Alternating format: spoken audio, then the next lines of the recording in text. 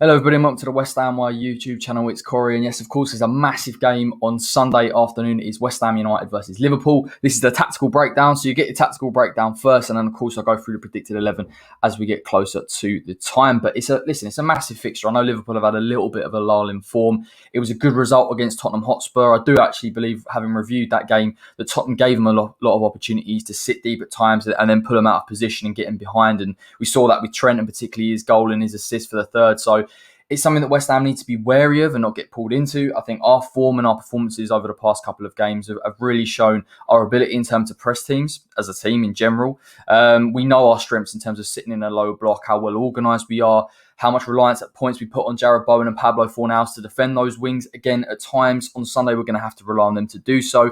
It is a game for West Ham to be disciplined. I think we will get more opportunities. We've obviously got Mickey Antonio in the side as opposed to Sebastian Haller. There are weaknesses in this Liverpool side. The key thing about this is that there are such small moments that West Ham have to capitalise on Liverpool's possible out of shape, or particularly with their press, that we can utilise. We can't afford to dilly-dally on the ball. I think we have got opportunities in this game, but listen, for large majorities, we will be sitting in a low block, keeping our shape and preventing Liverpool from trying to get any clear-cut opportunities in behind, through the long ball from the centre-back position, and from crosses in the wide areas. They're a very talented side, and you can see why with Jurgen Klopp as their manager. He's a very talented coach. But let's get into things. Let's get into the Liverpool team shape I expect to see on Sunday. As you all know, it's a 4-3-3.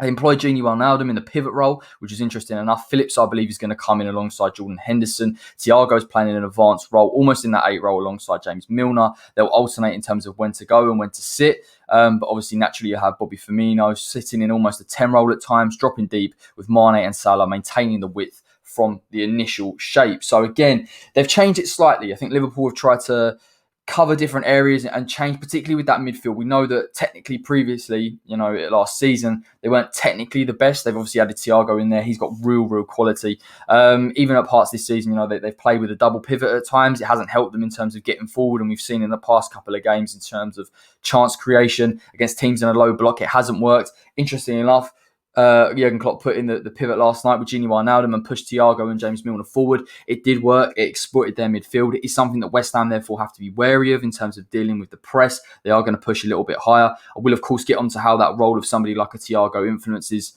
our defence in the final third. But it is interesting. They are an interesting side. There is a lot of fluidity, particularly with the front three as well. We speak about it and we hear about it a lot. You've got Bobby Firmino at times can come in to pick off the ball off the 2 centre-backs, particularly if Liverpool have possession or in a high press in order to try and break down teams. He can go to either wing. He can drop a bit deeper in midfield, particularly in the defensive shape. He'll drop deeper to try and pick the ball in transition. And as we saw last night, he will try and get across the man at the post for the opposition defence to try and latch onto a cross. So he's incredibly versatile. Naturally, Mane and Salah will try and get in behind. They'll create almost those inverted forward positions. They are slightly different in terms of players, and you'll see that in the predicted 11.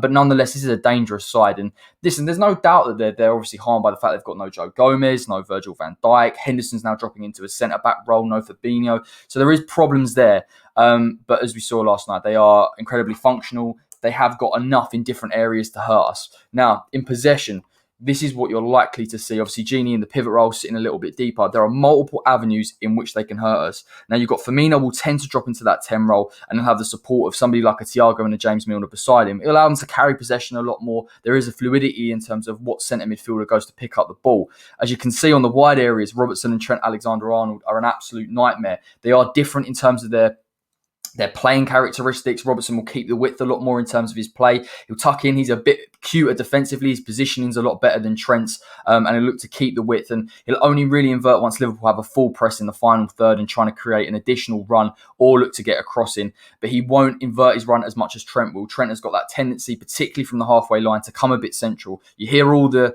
tactics and the things about Trent becoming a centre midfielder. It's clear to see why. He does have that element of his play. It's not to say that, of course, he can't go in beyond someone like a Mohamed Salah and allow him to become central. But again, you can see that midfield, particularly with Firmino dropping deeper at times, allows them to keep possession. The interesting thing about this, and particularly if West Ham try to press Liverpool from a backline point of view, is that Firmino dropping will allow Mane and Salah to run in behind. And we know Mane's directness, particularly in this Liverpool side, is crucial in terms of them trying to break down defences. And that would be a risky tactic. I hope West Ham don't do that. I believe we'll sit a lot deeper.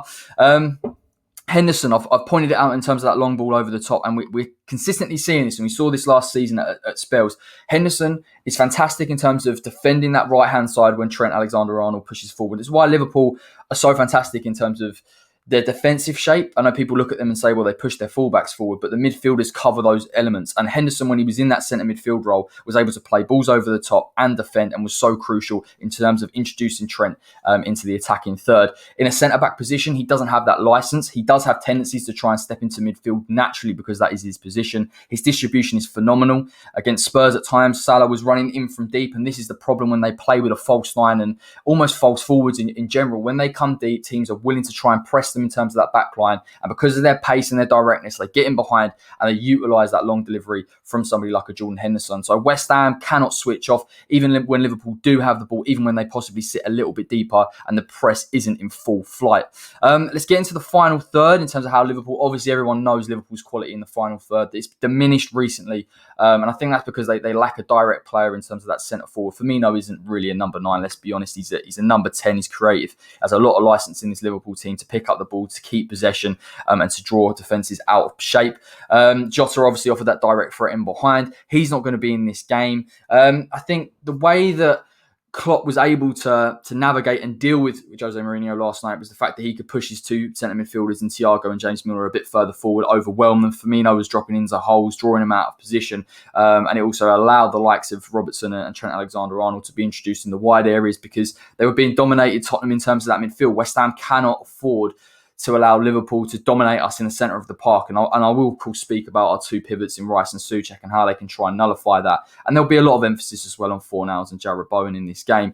Let's have a look at the final third graphic. Again, not great reading, as you can see. You'll see that Firmino particularly will pick up positions from deep. He'll drop in as well, particularly when the wide areas where Robertson and Trent Alexander-Arnold will try and advance. More so with Robertson. Now, Robertson is the man to try and get him beyond and to take it to the byline. Trent prefers hitting in an inverted position and either directing balls into the box or joining the attack. So he's not going to create the width as much. Clearly, there is an option for him to do so. He's important for allowing Salah to come in a bit central. I think at times Salah in that Tottenham game was coming in the wide areas when Liverpool were a bit further back. When they're in full press and they're in the final third, Trent becomes almost another centre midfielder and allows that press to stay in. And it's going to be difficult for West Ham in terms of dealing with overloads in the box. We cannot afford to switch off. Clearly, the options of additional centre midfielders, Thiago joining, and this is also a key factor as well. You know, all of the centre forwards in Firmino, Mane and Salah will come central, particularly right in that final third if Liverpool can get deliveries in. But it's the Thiago or it's the James Milner or whoever is that anointed number 8 will join to create almost a 4-man overload in that box for West Ham. And that's where it can become problematic. And it will force West Ham back at times. We'll have to see it sit incredibly deep. Equally, you can't sit incredibly deep because someone like Firmino will start picking up the ball and Thiago will advance as well to take shots from the edge of the area. So you can see why there is a constant danger with this Liverpool side because of their ability to change the way they attack at times. West Ham have to be absolute resolute. You can obviously see from the graphic as well, the high line is incredibly oppressive. The way they've got around that is by having Milner and Gini Wijnaldum at times sitting a little bit deeper just in front of those two centre-backs. And I think when they're in that high press, those two centre-backs need that protection. Jurgen Klopp has created his gegenpress side, but he's had to do so in terms of dealing with those defensive issues. And that's why they're more comfortable with Van Dijk and Gomez and the pace, and they're a little bit more... They're able to commit risks in order to get goals and break teams down. And we're not seeing that as much now, obviously, because they know they can be vulnerable at the back. But nonetheless, it does present a lot of issues for West Ham to deal with, particularly from second balls. I think we've been really good in terms of dealing with deliveries over the course of this season. But we are going to have to rely on Souček and Declan Rice and their defensive awareness and their athleticism to not only support and try and nullify the threat in front of them, but equally support Dawson and Ogbonna behind because they can pick up horrible positions that I would not like to see on Sunday afternoon. But having said all of that, Liverpool's defensive shape, when teams get into that final third, is very good, surprisingly. I know we sit there and say Liverpool are an expansive team only because they've got so much of the ball.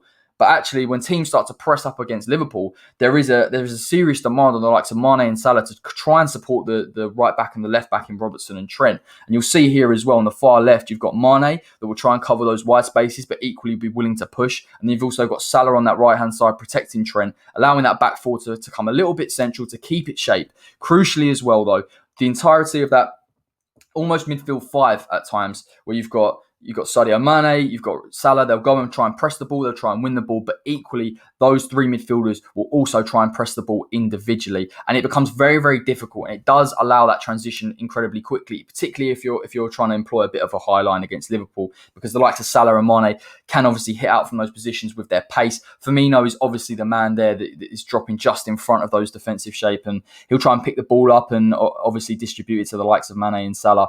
They are incredibly dangerous. And I think what it shows me with Liverpool is, despite all of the criticisms of them defensively, and there are some key aspects of their defence at times in certain moments that is weak. Generally speaking, Klopp asks a lot of his team, and you'll see as well the fact that, normally they'll play with a pivot and 2-8. In fact, you've got the entirety of that midfield sitting deeper just in front of the back four. So again, he knows that he needs to defend at times. He's got a good defensive shape. Equally, he wants to press. They will try and squeeze teams up and push them forward and allow their fullbacks to get on, because that's where a lot of the creativity comes from. We always talk about Mane and Salah and Firmino, but Trent and Robertson are absolutely crucial in terms of deliveries, in terms of creation, and they can break teams down, particularly in that low block. And I don't think we've seen that as much in recent weeks. Teams are just sitting incredibly deep against Liverpool and not really trying to take any risks. Team like Tottenham took risks, got exploited, their midfield was overloaded and they couldn't deal with it. Now let's get on to West Ham. How can West Ham beat Liverpool? I've been sitting here racking my brains because, don't get me wrong, I was feeling very, very confident coming into this video. And then I did all my homework on it and I thought, I'll tell you what, they are a little bit trickier. And I think we're going to have to be incredibly disciplined at times. Like I say, clutch moments in this game. There will be certain moments that West Ham have to act incredibly quickly, get the goal. And I think if we get a goal and we can get into our defensive shape, we can nullify them to a degree. But let's, of course, start with what will probably be the outlet on Sunday. You can see there, that is the defensive shape for West Ham. You've got the likes of Jarrod Bowen and Fornals in the wide areas, trying to nullify the likes of Trent and Robertson getting into play. And the reason why this is so crucial is because the minute they start to introduce those two fullbacks, they allow and they create overloads in the middle of the park. It allows Salah to come a little bit central. Mane starts to become almost like an inverted striker on that left-hand side. And it becomes problematic for West Ham. And it does give Liverpool options, particularly if they can get in behind and get deliveries, to create choices, to create chances. And if West Ham switch off or press the line too high for 1 minute, they could get a goal. And that's what massively concerns me. But you see with the likes of Bowen and Fornals, both famed for their work rate defensively. And I think particularly with Jarrod Bowen, in terms of picking up central positions and trying to nullify them, I think if we can push Liverpool's fullbacks slightly further back, it is going to make it harder for them to try and transition, particularly in wide areas. They're going to have to try and play through West Ham in that centre of the park where we've got Rice and Souček, where we're incredibly solid. Obviously, you've seen Saïd Benrahma's work rate is improving. And again, it does give options for West Ham to try and pick the ball up in turnover and transition and obviously hit Liverpool with their high line. And as you can see there is, I know I've taken out the centre-backs, but it would be an incredibly high line and they would be exploited at times. So it is going to be a really, really tough task. I think that's one way that West Ham can try and nullify. Equally, like I've said before, the work of Rice and Souček, particularly in that pivot role just in front of Dawson and Ogbonna. Again, I guess if you can try and nullify the fullbacks, it prevents the likes of Salah and Mane coming central. They will keep their width until they feel like possibly they can get into the final third and in the box. If they do, naturally in the second phase of play, Rice and Souček are going to have to be incredibly wary in terms of through balls, particularly from the likes of Thiago, who has real quality and vision in that area. And I think ultimately Liverpool will have chances in this game, clear-cut chances, but we have to minimise them as much as possible. And it is going to be tough. But I do think if West Ham, particularly from wide areas, press out rather than sit a little bit deeper and allow the likes of Trent to get on the ball and get deliveries into the box, it minimises the chances that Liverpool have, particularly in terms of getting goals. So it is a tough ask, but I think we can do it. And I think when we're in our shape, we're incredibly good in terms of protecting those wide areas. And again, like I say, and I've said previously, you don't really want Soufal and Creswell in this game advancing too far up. You want them to sit, keep that back four quite tight as well, and deal with the likes of Salah if he's trying to get in behind or there's a long ball over the top, possibly from a Jordan Henderson. The second avenue that I believe West Ham can try and win this game is in the work of Rice and Souček in turnover. Now, I don't advocate for this, wholly speaking. I think we should try and let Liverpool have the ball, if I'm honest. And if we can try and hit them possibly from a transition or keeping that low block shape and push on with someone like a Benrahma and Antonio, I would rather do that. There are too many risks that we'd have to take, and I don't want to push our high line up. But certainly from here, if you feel that if Rice can try and press and win the ball off of Thiago or Souček equally off somebody like Milner, there will be a transition in play, particularly further up the field.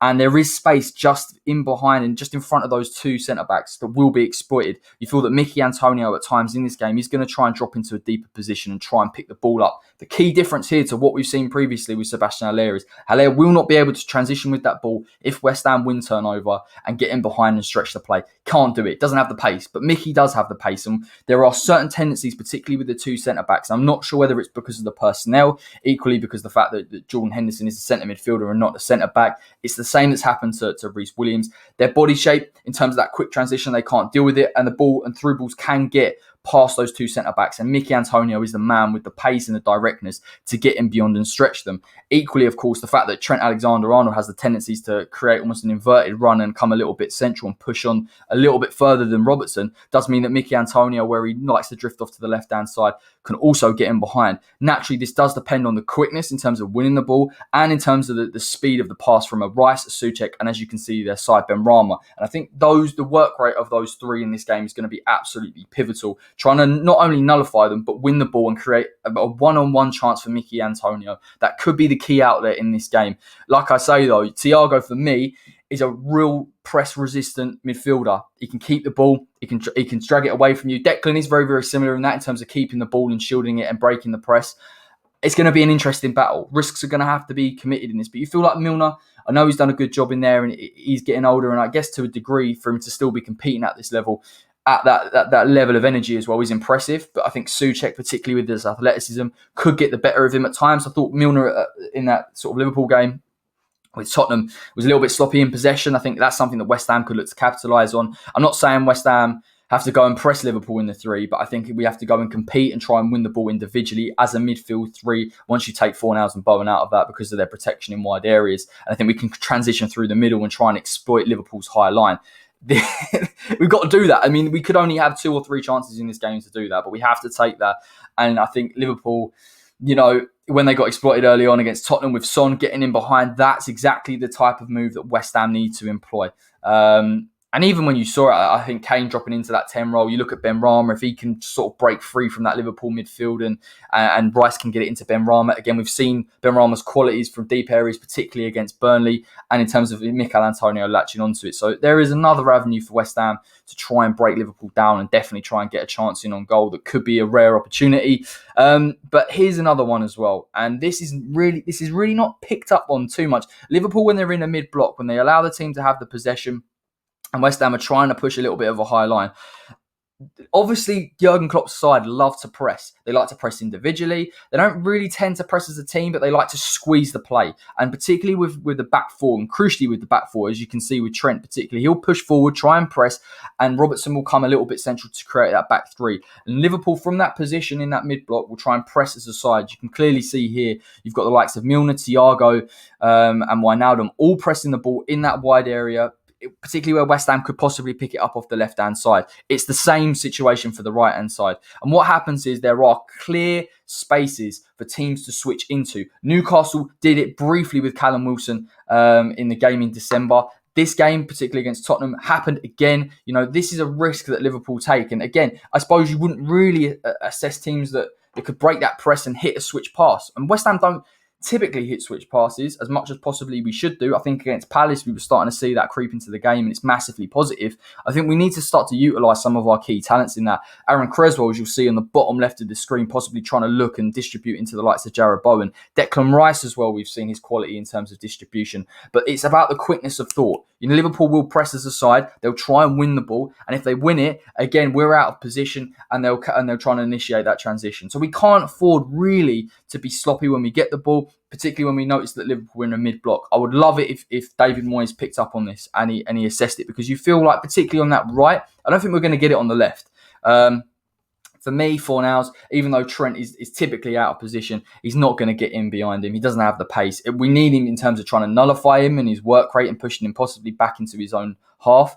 But on that right-hand side, Jarrod Bowen, you look at the commitment that Trent will make and the fact that Robertson will have to tuck in, and you feel that Bowen, with his pace, can get in beyond, but it's about quickness of thought. This whole game is about clutch moments. Realistically, West Ham are probably going to sit in this position for a large majority of the game and have to be incredibly switched on, and there'll be a lot of work rate coming on from those two wide attacking midfielders.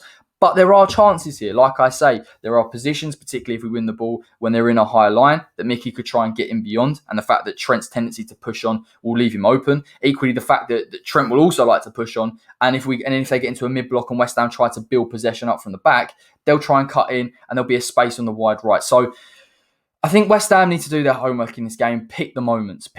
I think we can sit here and say about set pieces, which we're inevitably strong at. And again, that is a way that West Ham could nick that goal and we'll get back in that defensive shape and we'll make it tough for Liverpool to break us down.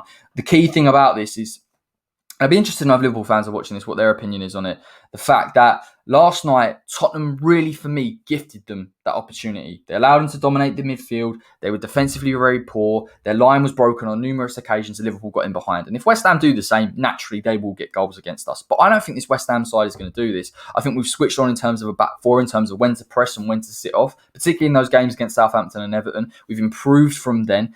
Equally, I think in terms of our pressing in the Crystal Palace game, could be crucial in that midfield battle. I wouldn't advocate for it and make it a sort of a man-on-man 3 versus 3 battle where if we lose the ball, Firmino drops into that 10 role, Rice is out of position and then he can set the attack and Mane can come central and get in behind. That is a concern as well. But I certainly feel that if we can win that ball at times, we can hit the transition very quickly. And equally, the switch pass. I'll be interested to see if West Ham try and use that in this game, particularly when we start to try and get the possession or possibly build up from the back. We have improved massively as a side since we played Liverpool. Liverpool should not be underestimated, as I've clearly stated in this avenue. Like I've said, deliveries from the back, ability for the forwards to come central, Firmino picking up roles and keeping possession, while Wijnaldum as a pivot to protect the two centre-backs, and even when they're in that final third to have two pivots rather than one to protect the two centre-backs again. So there's so many avenues about Liverpool that I feel like West Ham have to be aware of, have to be switched on for, but there are moments. We take our moments in this game, we can get a result.